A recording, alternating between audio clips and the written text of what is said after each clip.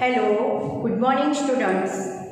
આજે આપણે chapter number ઇકોલોજીનું chapter number 16 પર્યાવરણીય સમસ્યાઓ જે સ્ટાર્ટ કરીએ છીએ અને એની પ્રસ્તાવનાની આપણે વાત કરીશું. તો ચેપ્ટર નંબર 16 છે પર્યાવરણીય સમસ્યાઓ, એન્વાયરમેન્ટલ ઇસ્યુઝ. તો આ ચેપ્ટરમાં આપણે હવા, પાણી અને ભૂમિનું પ્રદૂષણ કેવી રીતે થાય છે અને હવા, પાણી અને ભૂમિનું પ્રદૂષણ કેવી રીતે અટકાવી શકાય એના વિશે ચર્ચા કરવાની છે. તો આપણે પહેલાં વાત કરીએ પ્રસ્તાવનાની. તો અહીંયા તમને આપેલું છે પ્રસ્તાવનામાં કે છેલ્લા લગભગ 100 વર્ષોમાં એટલું બધું પ્રદૂષણ વધ્યું છે, માનવ વસ્તીમાં એટલો બધો વધારો થયો છે.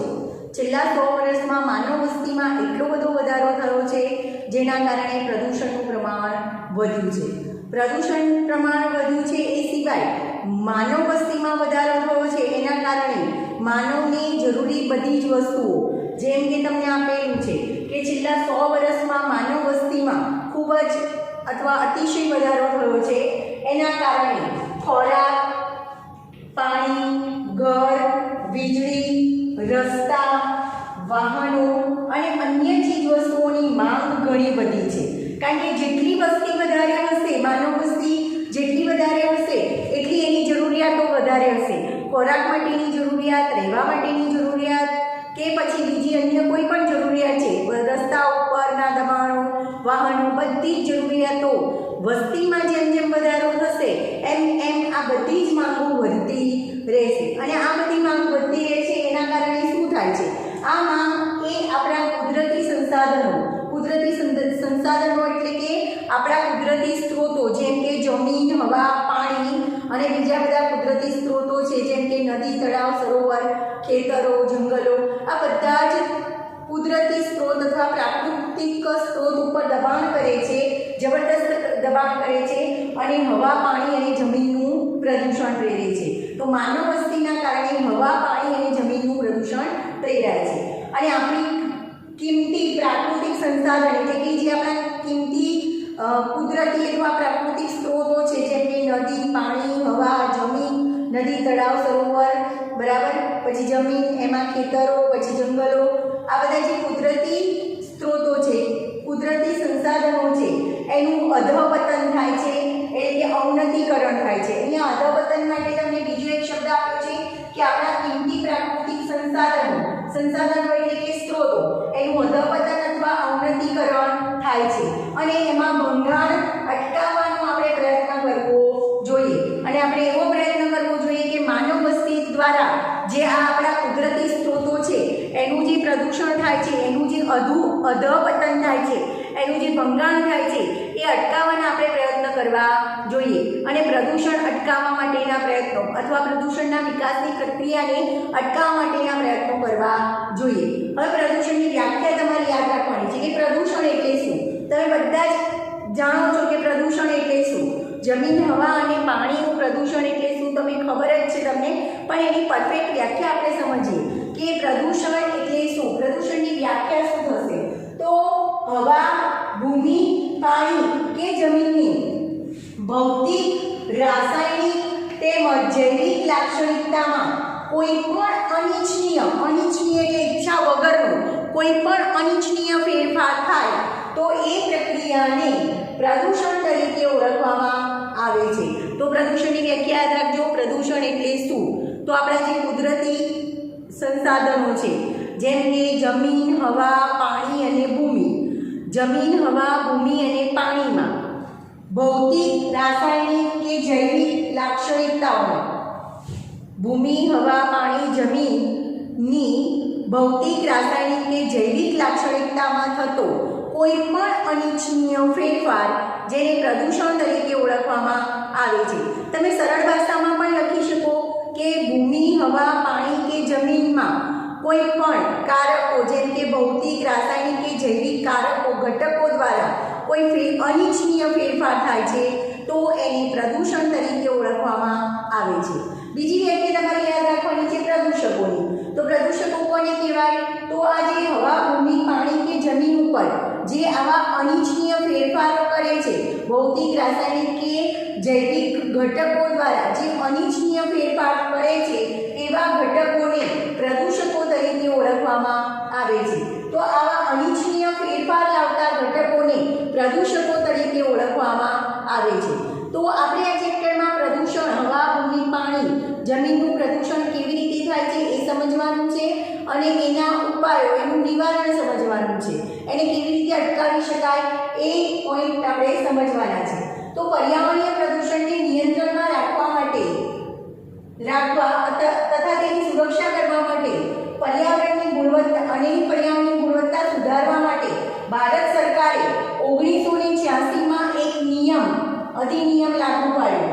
તો એ નિયમનું નામ છે પર્યાવરણીય સંરક્ષણ અધિનિયમ. બરાબર, ગુજરાતીમાં કહેવાશે પર્યાવરણીય સંરક્ષણ અધિનિયમ અથવા એન્વાયરમેન્ટ પ્રોટેક્શન એક્ટ 1986માં પસાર કરવામાં આવ્યો, જે હવા, પાણી અને જમીનનું પ્રદૂષણ અટકાવવા માટે આ અધિનિયમ લાગુ પાડવામાં આવ્યો છે અથવા પસાર કરવામાં આવ્યો છે. તો આ ક્વેશ્ચન નીટમાં પૂછી શકાય છે.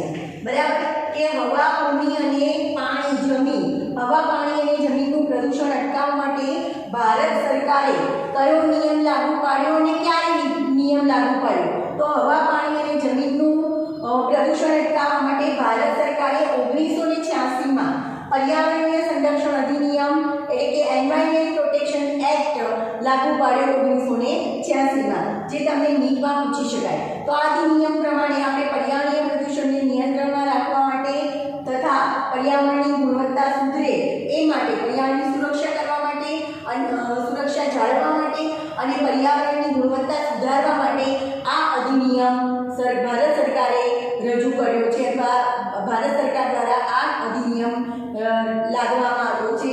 તો તમને એમ પૂછી શકાય, બે ક્વેશ્ચન અહીંયાથી પૂછી શકાય કે એન્વાયરમેન્ટ પ્રોટેક્શન એક્ટ ક્યારે, કઈ સાલમાં રજૂ કરવામાં આવ્યો?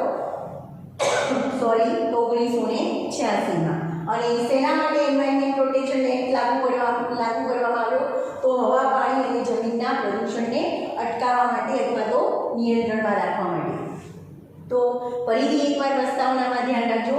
પ્રસ્તાવનામાં તમને કેટલાક મુદ્દા આપેલા છે, જેમ કે શરૂઆતમાં તમને આપ્યું છે કે છેલ્લા 100 વર્ષમાં માનવ વસ્તીમાં અતિશય વધારો થતો રહ્યો છે અને માનવ વસ્તીમાં આ વધારાના કારણે આપણા અમુક જે આપણી જરૂરિયાતો છે, જેમ કે ખોરાક, પાણી, હવા, પછી આપણે એમ કહી શકાય કે બીજી જરૂરિયાતો ખોરાક, પાણી, ઘર, જમીન, વીજળી, રસ્તા, વાહનો, બરાબર, અને અન્ય ચીજ વસ્તુઓની માંગ વધતી રહી છે.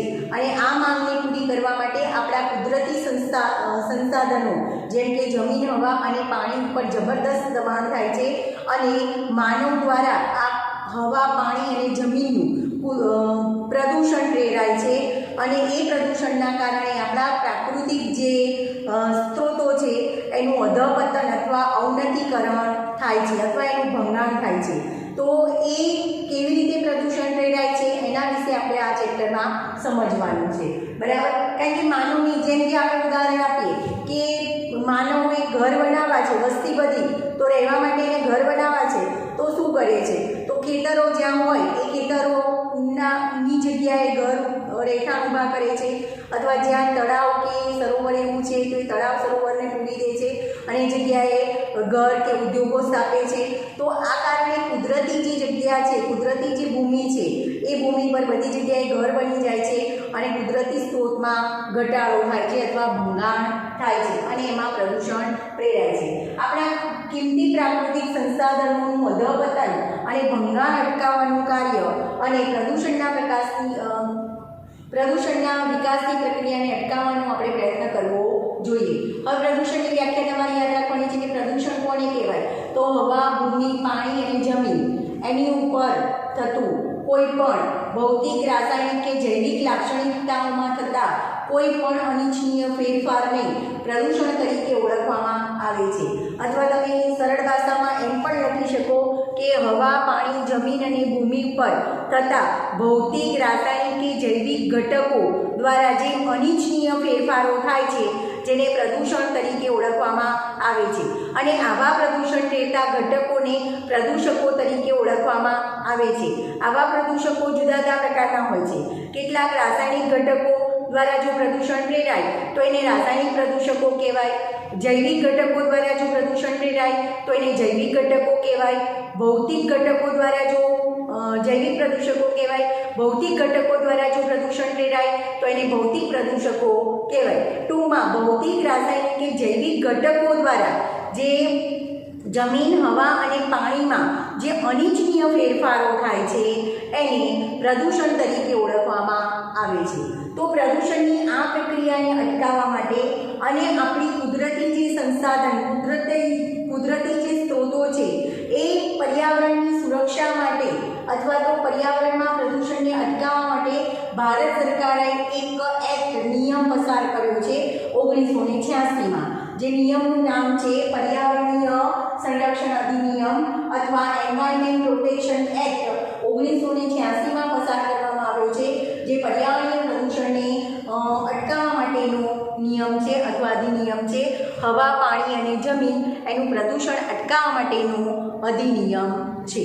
આગળ આપણે પ્રસ્તાવનામાં ભૂમિ, હવા અને જમીન પર માનવ વસ્તી વધવાના કારણે કુદરતી સ્ત્રોતો ઉપર જે પ્રદૂષણ થાય છે એની ચર્ચા કરી અને ભારત સરકાર દ્વારા આ પર્યાવરણીય પ્રદૂષણને અટકાવવા માટે કયા નિયમને લાગુ પાડ્યો એની આપણે વાત કરી. બરાબર. તો હવે આપણે અને પ્રદૂષણની વ્યાખ્યા અને પ્રદૂષકો કોને કહેવાય એની આપણે વાત કરી. હવે આગળ આપણે વાત કરીશું. પહેલો ટોપિક છે હવાનું પ્રદૂષણ કેવી રીતે ફેલાય છે અને હવાના પ્રદૂષણને અટકાવવાનું નિયંત્રણ કઈ રીતે કરી શકાય. તો પહેલો ટોપિક છે હવાનું પ્રદૂષણ અને તેનું નિયંત્રણ અથવા હવાના પ્રદૂષણને અટકાવવા માટે કયા પ્રયત્નો કરી શકાય. તો પહેલાં હવાના પ્રદૂષણની વાત કરીએ તો આપણે જે શ્વસન માટે હવા લઈએ છીએ બધા જ સજીવો, જેમાં વનસ્પતિ, પ્રાણીઓ, આપણે મનુષ્ય, બધા જ સજીવોનો સમાવેશ થાય છે. તો આ સજીવો જે શ્વસનની ક્રિયા કરે છે એ શ્વસનની ક્રિયા માટે હવા ઉપર આધાર રાખે છે. હવામાંથી શુદ્ધ ઓક્સિજન શ્વસનની ક્રિયામાં લે છે અને અશુદ્ધ CO2 એ બહાર વાતાવરણમાં હવામાં મુક્ત કરે છે. તો જો હવાનું પ્રદૂષણ હોય, હવા પ્રદૂષિત હોય તો આવા બધા જ સજીવો, જેમાં વનસ્પતિ, પ્રાણીઓ અને મનુષ્યનો સમાવેશ થાય છે, બધામાં શ્વસન સંબંધિત સમસ્યાઓ સર્જાય છે. જેમ કે આપણે શ્વસન સંબંધિત જરૂરિયાત માટે હવા પર આધારિત છે. ઓક્સિજન, શ્વસનની ક્રિયા માટે જે ઓક્સિજનની જરૂર છે, જે ઓક્સિજન આપણને મળવો જોઈએ જીવવા માટે, શ્વસનની ક્રિયા માટે, એ આપણને હવામાંથી મળે છે. જો હવા પ્રદૂષિત હશે તો શ્વસન સંબંધિત તકલીફો અથવા મુશ્કેલીઓ સર્જાય છે. વાયુ પ્રદૂષકો એટલે કે જે હવાને પ્રદૂષિત કરે છે એવા વાયુ પ્રદૂષકો તમામ સજીવને નુકસાન પહોંચાડે છે, જેમાં વનસ્પતિ, પ્રાણીઓ અને મનુષ્યનો સમાવેશ થાય છે. તો આવા વાયુ પ્રદૂષકો કયા નુકસાન પહોંચાડે છે એ કેટલાક મુદ્દા તમને આપેલા છે. જેમ કે પાકની વૃદ્ધિ અને ઉપજને ઘટાડે છે. જો વાયુ પ્રદૂષકો એ હવાને પ્રદૂષિત કરી હોય તો હવા પ્રદૂષિત હોય તો આ વાયુ પ્રદૂષકો દ્વારા જે હવા પ્રદૂષિત થાય છે એના કારણે પાકની વૃદ્ધિ અને પાકની ઉપજ એટલે કે જે પાક મળે છે આપણને એ કેટલા પ્રમાણમાં મળે છે એ ઉપજ કહેવાય. તો વાયુ પ્રદૂષકોના કારણે પાકની વૃદ્ધિ અને પાકની ઉપજમાં ઘટાડો થાય છે અને વનસ્પતિઓમાં અકાળે મૃત્યુનું કારણ બને છે. કોણ? વાયુ પ્રદૂષકો.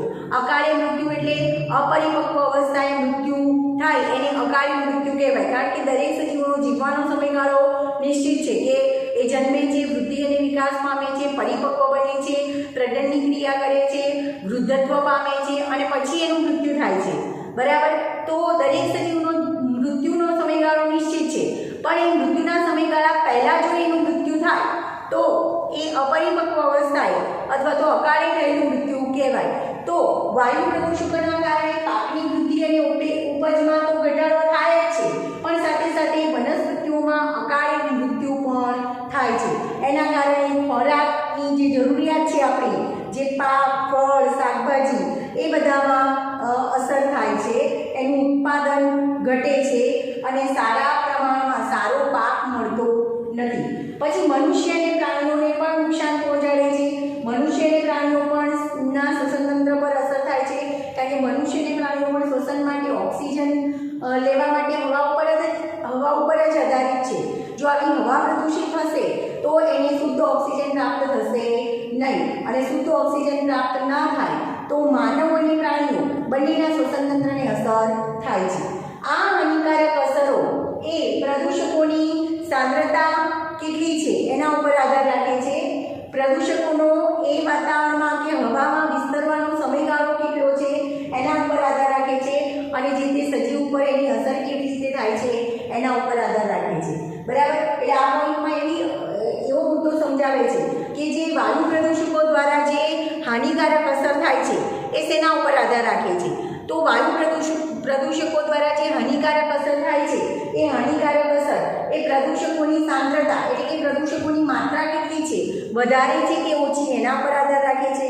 પછી જે તે વિસ્તાર જે છે જ્યાં પ્રદૂષકો ફેલાયેલા છે તો એ વિસ્તારમાં એ પ્રદૂષકોનો ફેલાવાનો સમયગાળો કેટલો છે એના ઉપર આધાર રાખે છે, અને જે તે સજીવ ઉપર આધાર રાખે છે.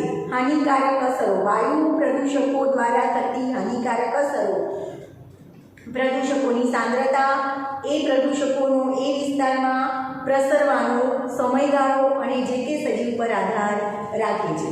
હવે આગળ વાત કરીએ તો ઉદ્યોગોની વાત કરીએ. હવે ઉદ્યોગો જેમ માનવ વસ્તી વધારે છે એમ ઉદ્યોગો પણ વધારે છે. બરાબર. તો થર્મલ પાવર સ્ટેશનની વાત કરીએ. થર્મલ પાવર સ્ટેશન દ્વારા વીજળીનું ઉત્પાદન કરવામાં આવે છે, અને આ વીજળી મનુષ્યને પૂરી પાડવામાં આવે છે. ઇલેક્ટ્રિક વસ્તુઓ ચલાવવા માટે વીજળીનો ઉપયોગ કરવામાં આવે છે. તો આ થર્મલ પાવર પ્લાન્ટ્સ છે એને તાપ વિદ્યુતીય એકમો તરીકે ઓળખવામાં આવે છે. આવા થર્મલ પાવર પ્લાન્ટ્સના જે ધૂમ્ર સ્તંભો છે, ધૂમ્ર સ્તંભો કોને કહેવાય?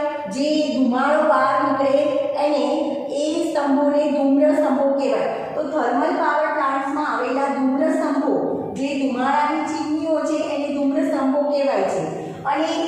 અને બીજા જે ધાતુ ગાળવાના કારખાના છે જેને પીગલકો તરીકે ઓળખવામાં આવે છે. પીગલકો, ધાતુ ગાળવાના કારખાને પીગલકો તરીકે ઓળખવામાં આવે છે. અને અન્ય ઉદ્યોગો દ્વારા નુકસાનકારક કણમય સ્વરૂપ અને વાયુ સ્વરૂપના પ્રદૂષકો વાતાવરણમાં મુક્ત થાય છે. બરાબર. તો હવાને પ્રદૂષિત કોણ કરે છે? મેં આ મુદ્દા તમારે ધ્યાનમાં રાખવાનું છે. તો પહેલું, કેટલાક ઉદ્યોગો જેમ કે થર્મલ પાવર સ્ટેશન દ્વારા જે વીજળી ઉત્પાદન કરવામાં આવે છે, તો થર્મલ પાવર સ્ટેશનમાં જે ધૂમ્ર સ્તંભો એટલે કે ધુમાડો બહાર કાઢવાની જે ચીમનીઓ છે એના દ્વારા જે ધુમાડો બહાર કાઢવામાં આવે છે, અથવા બીજા કેટલાક કારખાના અથવા ઉદ્યોગો જેમ કે ધાતુ ગાળવાના ઉદ્યોગો છે જેને પીગલકો તરીકે ઓળખવામાં આવે છે. તો આ ધાતુ ગાળવાના ઉદ્યોગો અને થર્મલ પાવર સ્ટેશનો તથા અન્ય ઉદ્યોગો, ઘણી બધી ફેક્ટરી હોય જેમ કે ખાંડની ફેક્ટરી છે, રબરની ફેક્ટરી છે, કાગળના કારખાના છે. બરાબર. જુદા જુદા બધા જ ઉદ્યોગો, પ્લાસ્ટિકના કારખાના છે, જુદા જુદા ઉદ્યોગો દ્વારા જે હવામાં વાયુ સ્વરૂપ પ્રદૂષકો મુક્ત કરવામાં આવે છે, અને એ પ્રદૂષકોના કારણે હવાનું પ્રદૂષણ પ્રેરાય છે. તો આવા બધા જ ઉદ્યોગો દ્વારા, થર્મલ પાવર સ્ટેશન દ્વારા, ધાતુ ગાળવાના કારખાના દ્વારા અને અન્ય બીજા કેટલાક ઉદ્યોગો દ્વારા જે ધુમાડા વાતાવરણમાં મુક્ત કરવામાં આવે છે એ ધુમાડામાં રહેલા પ્રદૂષકો હવાને પ્રદૂષિત કરે છે. આવા ધુમાડામાં બે પ્રકારના પ્રદૂષક રહેલા હોય છે. બરાબર. કયા બે પ્રકારના પ્રદૂષકો? તો એક છે કણમય સ્વરૂપ પ્રદૂષકો જે કણ સ્વરૂપે છે, અને બીજા વાયુ સ્વરૂપ પ્રદૂષકો જે વાયુ સ્વરૂપે છે.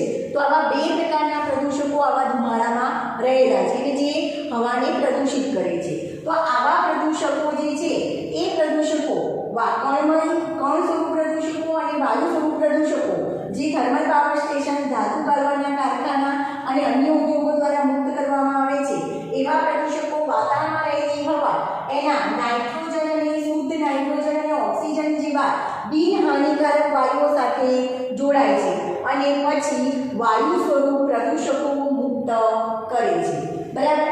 તો આ જે શુદ્ધ છે, શુદ્ધ હવા છે, શુદ્ધ હવામાં રહેલા નાઇટ્રોજન અને ઓક્સિજન જેવા વાયુઓ છે એ વાયુને આવા કણ સ્વરૂપ પ્રદૂષકો અને વાયુ સ્વરૂપ પ્રદૂષકો છે એની સાથે ભળી અને વાતાવરણમાં વાયુ સ્વરૂપ પ્રદૂષકો મુક્ત કરે છે. તો આપણે શું પ્રયત્ન કરવો જોઈએ?